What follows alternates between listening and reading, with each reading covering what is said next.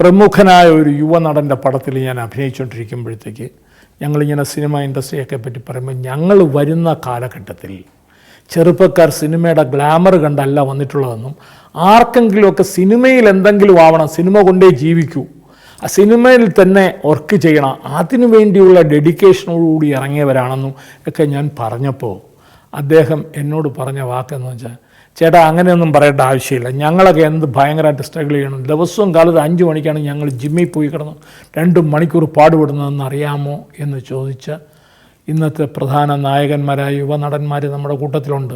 അവരോട് എന്താ പറയാൻ കഴിയുക? നമുക്ക് ഒന്നും പറയാൻ കഴിയില്ല, നിശബ്ദനായി നോക്കിയിരിക്കാനേ കഴിയുള്ളൂ. പക്ഷേ ഞങ്ങളന്ന് സിനിമയിൽ അനുഭവിച്ച, മദ്രാസിൽ അനുഭവിച്ച കാര്യങ്ങൾ, പക്ഷെ ആ അനുഭവത്തിനൊക്കെ ഒരു സുഖകരമായ മറ്റൊരവസ്ഥയുണ്ടായിരുന്നു. എന്താണെന്ന് വെച്ചാൽ, മദ്രാസിൽ സിനിമയെ അഭിനയിക്കാനോ എന്തെങ്കിലും ഓർക്കാനോ സിനിമയുമായി ബന്ധപ്പെട്ട് ജീവിക്കാൻ വരുന്ന ഏതൊരു മലയാളിയും തമ്മിൽ കാണുമ്പോഴും അല്ലാത്തപ്പോഴും അപാരമായ ഹൃദയബന്ധം സൂക്ഷിച്ചിരിക്കുന്നു. നമ്മൾ ആഹാരം കഴിച്ചിട്ടില്ല എന്ന് മനസ്സിലാക്കുന്ന സുഹൃത്തുക്കൾ അവരുടെ മെസ്സിൽ എന്തെങ്കിലും വച്ചിട്ടുണ്ടെങ്കിൽ അവരുടെ താമസ സ്ഥലത്തേക്ക് നമ്മളെ കൂട്ടിക്കൊണ്ടുപോയി ഇഷ്ടംപോലെ ആഹാരം തരും.